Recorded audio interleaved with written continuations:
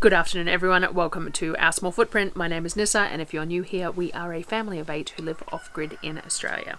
I am catching up on some of my cooking prep videos. So each month I do some prep videos and to show you what I do with all the stuff that I get on when I do a 6-weekly grocery haul. But we also get a monthly food hamper from A4 Community Care, which is like a food bank, food pantry type style thing. It's a $50 fee and you get what you're given of whatever is there for that month. Generally speaking, there is some produce bins that you pay an extra gold coin donation for, and these produce bins contain something that's in season. This month there was plums, so I got a few boxes of plums with my initial hamper, and I sent them a message, said, hey, if there's a surplus left at the end once everybody's got what they need, could you give me a bell, because I could use a few more. So I ended up with a whole lot of plums and quite a few apples, and that's what we're working on in these videos. And so this is probably last week's videos. Standing here doing the voiceover with my notes and everything a week post having done all this cooking, just because I got really far behind with my videos, and I hate that. I generally try and do the voiceovers and everything the day after I've done the cooking so that it keeps it easier in my mind. A friend of mine, Nyssa, commented about tenses, using tenses when I'm trying to discuss now the past and then voiceovering as if it was happening at the time and things like that. It becomes quite challenging. I do prefer to do the voiceovers and the recording of the intros and stuff the day after I've done the cooking. But anyway, that hasn't happened this month. So this month has been a little bit all over the place. So today's video that I'm voiceovering in the future from the video is to do with plums again and apples. So we made plum jam that we did with the juice that I steam juiced off and used low sugar pectin. We did plum apple cordial. We did more of the plum barbecue sauce, and I'm not sure what else. It's all in my notes here, so when I get to it then I will know what this video is about. So I enjoy watching more of the using up of the plums. I think that this is the last video that I put everything else that I got with the plums done into this one video, so it might be a little bit lengthy. We'll see how we go. And yeah, enjoy watching, and I will see you on the next video, which I will probably be doing voiceover straight after this one because that's how far behind I am. But enjoy watching, and I'll talk to you on the next one.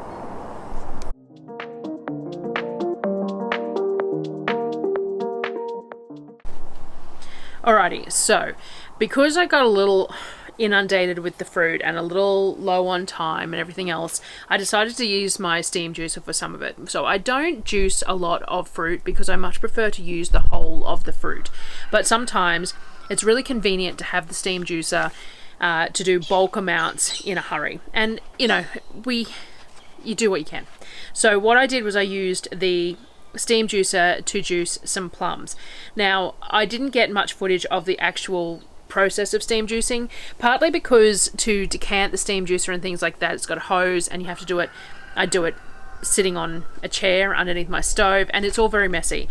But Angie did ask me to do a video more in depth about using a steam juicer because she really is trying to decide whether she wants to buy one. So what I will do is I'll make another video in the next couple of weeks when I get the next bulk lot of fruit and make something else in the steam juicer so that I can go more in depth in how it works.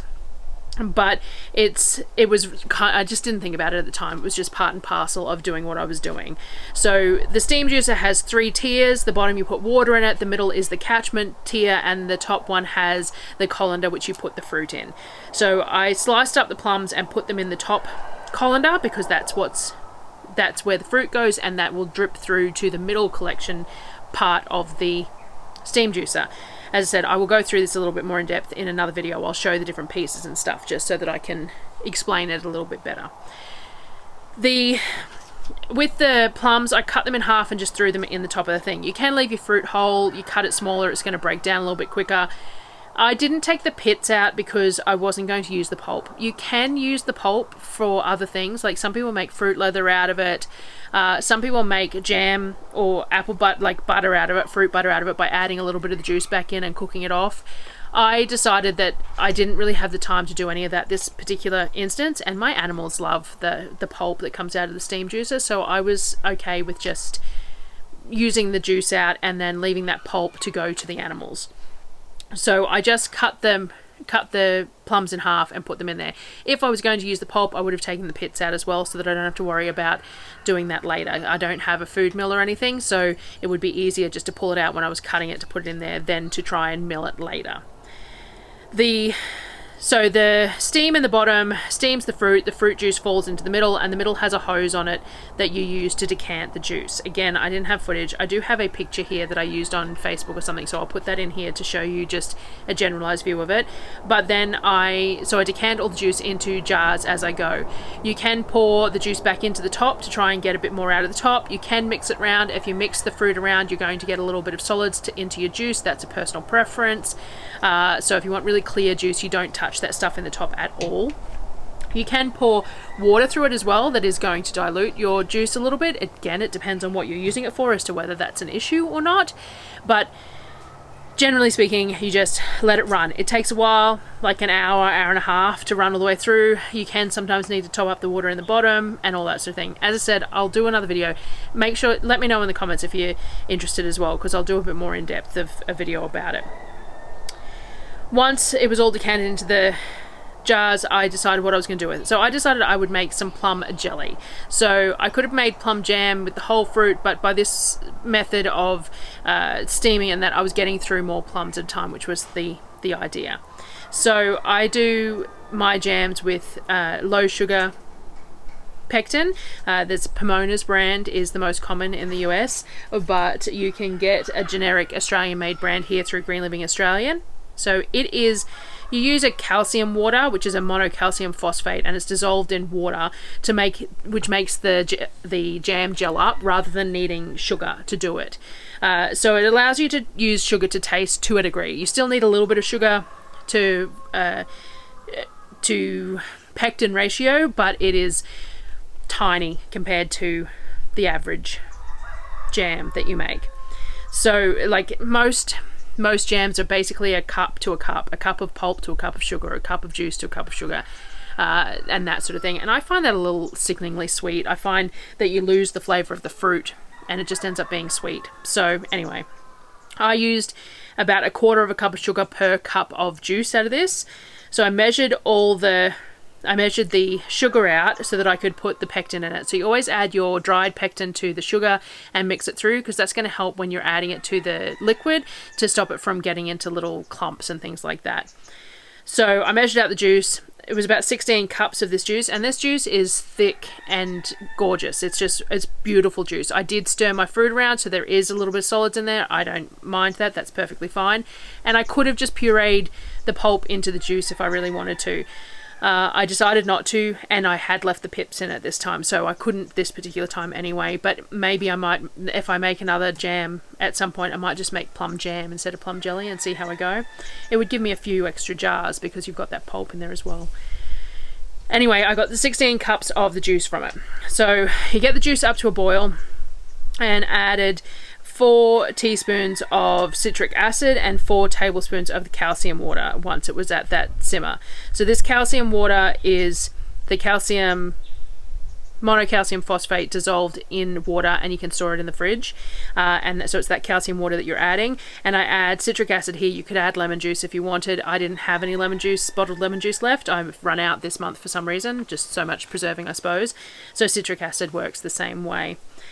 Then once it's at a hard simmer, I'm going to mix the sugar through bit by bit. So you want to get the sugar through the liquid, and you don't want to just pour it all in because the pectin's in the sugar, and so you can end up with those little jelly bits within your jam. So you want to mix it through nice and slowly so that it all dissolves as it hits the liquid rather than gets gelatinous before it has a chance to dissolve.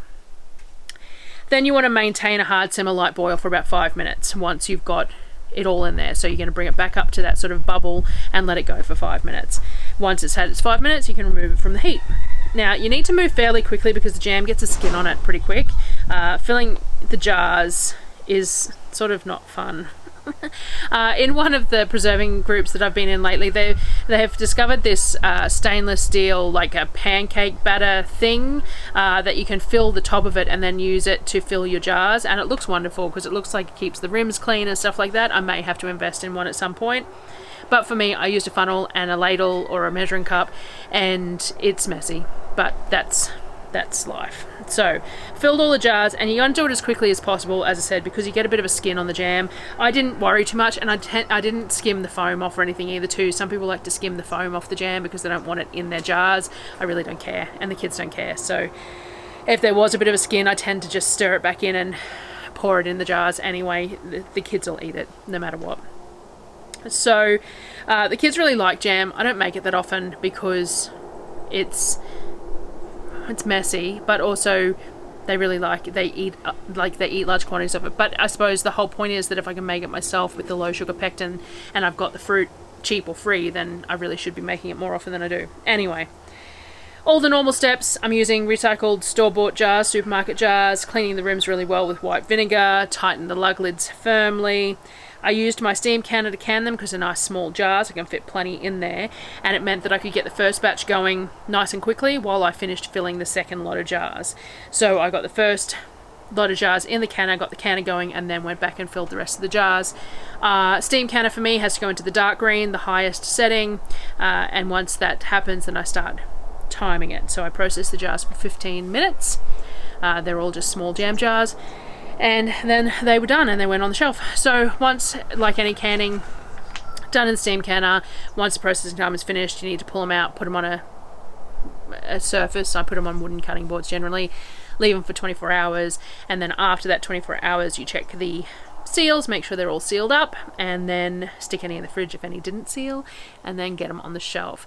The kids have been eating through this a lot and fairly quickly. They're very much enjoying it. So as I said, I don't normally make a lot of jam, but maybe I should make more because they do really enjoy it on a myriad of things, anything and everything. So, and if I'm making it, it's got a lot less sugar in it if I make it at home than it does store-bought one. Though I still buy that blueberry jam from Aldi because I really want the jars as well. Though it'd be cheaper for me to just buy the jars. I'm sure I probably could. Anyway, that was done. So the next thing I did was to make another batch of the plum barbecue sauce. Now this video goes over a couple of days, so just ignore changes of outfits and stuff here. It's a couple of days of getting the plum done. So this time I tripled the plum barbecue. I did 18 kilos of plums and then the relevant amounts of all the other ingredients to associate with that 18 kilos of plums. I also halved a bunch of the plums for the steam juicer to go while I was doing all the plums. I sliced up the bulk amount of onions for the plum barbecue and added everything else to the buffalo pot. So my buffalo is a canner, but it's also you can use it for cooking or canning, and it is stainless steel. So being that this is an acidic product, I'm not going to use my Presto because the Presto is aluminium, and aluminium doesn't like high acid. It can pit the aluminium, and there's the risk of the secretions into your food and stuff like that. I don't know how I feel about that necessarily, but it definitely damages the aluminium if you've got high acid foods in it. So much better to use the stainless steel. So I used the stainless steel buffalo pot. So everything went in there. Now, it's going to need some supervision while it's going because you're going to need to simmer it, you're going to need to puree it, you're going to need to reduce it, and all the rest of it. So while that was happening, I thought I may as well keep going on stuff in the kitchen. So some of the apples that we got in the hamper are obviously storage apples from last season, which is fine, but it means they have a bit of discoloration inside, and some are slightly gritty, or the texture isn't superb. They're Pink Lady apples, but they're not that really nice crisp texture that Pink Ladies are. I had one and decided it wasn't really, it was okay, but it wasn't really very nice. They're storage apples. Kids still eat them, but they don't like the ones that are discolored because they definitely have a bit of a different tone to them, a slightly different flavor and that different texture thing. So they tend to, if they're discolored, they tend to not eat them. So I've got all these discarded apples that the animals will eat them, and that's fine. The pigs love them, and that's fine, but I may as well do something with them as well. So I needed to find something to do with them. I decided to combine them with the plums in the steam juicer. So I steamed the plums, and then I steamed apples as well. And then I can make apple plum cordial. I could have made apple plum jam. I could have done anything with those two flavors that I wanted. So I decided this afterwards, so I moved some of the plum flesh out of the way in the steamer and put the apples in there. Apples probably do better cut a bit smaller, but I was just doing it quickly on the side, and I did end up mashing them down a little bit later because, as I said, I don't mind if there's a little bit of texture to the juice. If you don't want texture in the juice, you make sure not to disturb the fruit in the top because you will end up getting some through, but if you're not concerned about it, you can stir it up or mash it through a little bit too. So I left the cores and stuff in because the plums I'd left the pits in, and again, I didn't really think about it. I probably could have used the pulp for something else, and at the time I was just trying to get through stuff. Animals really enjoy it, and I'm okay with it because it's not being wasted. It is being given to the animals, and the animals deserve scraps too. So I just steamed the apples and the plums, got them going. So during all this time I was stirring and watching the plum barbecue, and then pureed it the same as the last batch. So I just used the stick mixer. I'm not overly concerned about it being completely smooth. We don't really have an issue with that. I think if we ate more store-bought sauces and less of the homemade stuff, we might have an issue with texture, but the kids don't care. I don't care if it's got a little bit of texture to it because we're just used to it these days. It's just, that is what it is. So I immersion blended it. If I wanted it really smooth, I'd have to transfer it to like the Thermomix and then bring it back up onto the stove to heat back up again, because as I said previously, if you use an immersion blender or a blender of any sort onto a product that you're going to can, you need to simmer it for at least 5 minutes after that, because you want to make sure that you're cooking any of the air that you introduced into the sauce out again, so that it doesn't have froth or bubbling in the jars. So anyway, I cooked it down for as long as I could, probably not quite as much as the last lot. It was a little bit thinner, but again, we're not fussy about the texture of our sauces, so it is what it is. Same procedure as normal. I canned it in the 27s. I cleaned the rims with the white vinegar, wiped the rubber rings, put the lids on, and I used the pressure canner as a steam canner again, doing it all in amongst everything else. I'm really glad to use the pressure canner as a steam canner thing, because it just makes life so much simpler. It's wonderful being able to do that. So once I poured off all the juice from the steam juicer, and again, I don't appear to have decent footage, so as I said, Angie, I will get a video showing you how the steam juicer actually works, because I obviously didn't get a whole lot of footage on any of this. But anyway, when I get the next lot of fruit, I will do a proper in-depth one. I measured the juice into the pan, the same as I did for the jelly, because it's sort of a similar process, just without the gel or setting pectin type step.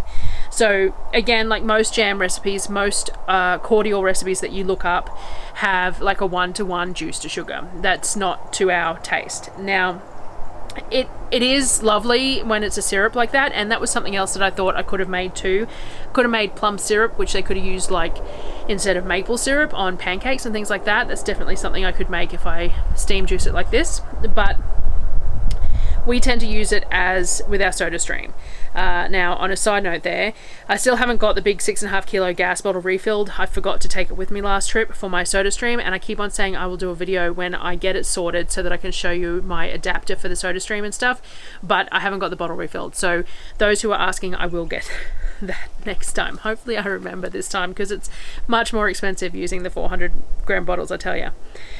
So we don't store our cordials super long term. It's sort of, they're probably only a 6-monthly shelf time on ours, and I process them, so I do a water bath or steam canning process on them. Now, if you weren't going to, so a lot of cordials you can just cap when they're hot and leave on a shelf for a few months, or you can just stick them straight in the fridge. Now, these ones are the ones that are 1-to-1 sugar, which is fine because the sugar is part of the preserving aspect of these cordials, but partly because I don't put that much sugar in it, partly because we like to rotate our cordials in and out, so I like to have them canned because I just feel more comfortable with that. I reduce the sugar, and I can because of that. So our sugar, we probably only use about 1/3 of a cup per cup of juice, if that. Sometimes it depends on the flavor of the cordial. So plum apple juice is quite sweet anyway. It doesn't need a whole lot of sweetening, but it just depends on what sort of a cordial you're making. There's certain lemon cordials where I still have to use pretty much the full amount of sugar, because lemon is just such an overpowering flavor if you don't add the sugar to it.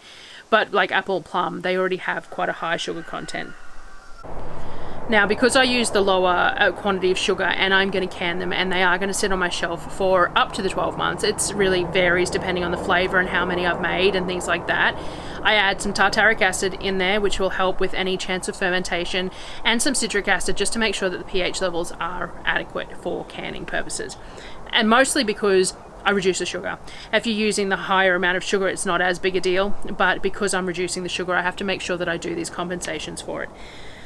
So I do all that and then I process the jars. So I add all that and I'm going to low simmer it to make sure all the sugar is dissolved. You don't want to boil it, but you do want to simmer it at a bubble, and you want to make sure that the sugar is really dissolved well, because if it's not dissolved well when you put it in the jars, you're going to risk having crystallization and stuff in the jars, which you don't want. So once I do all that, I stick it in the jars. I'm using the passata jars for these. As much as it sucks that I'm having to buy all my passata because I didn't manage to grow any tomatoes this year, I do love accumulating these jars for use for other things. So that has been nice. Standard procedure: fill the jars, clean the rims, clean lids on, and then I steam can them in the pressure again. Again, I'm enjoying the pressure canner as a steam canner because it doesn't have the height restrictions that the standard steam canner does, so I can do anything in there. You can double stack steam canning in it as well if you have smaller stuff, which I could have done with the jam, except that I was doing 2 lots of it anyway, so it was just as easy to use the standard steam canner. But it is great to have the ability to use the pressure canner as a steam canner for these large, tall jars, because it just saves time. So that added some more cordial for the shelf, which is really nice to have. I know cordial is not at all a necessity, but it is something that Darryl and I really enjoy. The kids drink it as well, but I really enjoy having something flavoured with a meal, and by making our own cordial and using our own soda water, we're controlling the sugar, but we're also controlling the fizz, and it's costing us less, so it works out well that way. So that's what we did. The kids really love watermelon cordial, but I didn't end up getting any watermelons in bulk this year, so that's a bit sad, but hopefully we can grow some more next year and I can make more, because they really enjoyed the watermelon cordial with cold water and ice. So anyway, that was the cordial, the jelly, and the extra plum barbecue sauce. So I have got shelves of plum items at the moment. I've had to rearrange my shelves to have enough room to be able to fit all these products on a shelf, which is lovely. And I've got lots of empty cupboards did have empty jars in it, and now they're full jars on the shelf. But I am running out of room. The lack of that pantry being built yet it's becoming difficult. It's becoming more and more of a priority, but we will just get to it when we get to it. But it's been really nice adding all these jars to the shelf with basically free product. It's not free. We pay something for it, but it's basically free product. So yes, I'm glad to share all these different things that we can come up with. I do a lot of Googling when we get these fruits in gluts, like the plums and stuff. I would never have known to make plum barbecue sauce and all that sort of stuff with it, except that last year I got this glut of plums as well. So each time I get this glut of some sort of a fruit or a vegetable, though vegetables are harder for me, so I try not to get too much. Like, I've been offered boxes of broccoli a few times when I've gone to the fruit and veg store, and I've just gone, as much as we could eat a lot of broccoli, there's not a lot you can do preserving wise with broccoli, so it seems a waste. But fruit, I definitely am getting there on, and preparing for when we have our fruit trees producing as well, because we're going to get these big gluts of all these different fruit tree from our own fruit trees. So, you know, anyway, so that was that for today. I hope you enjoyed watching, and I will see you on the next video. Bye guys.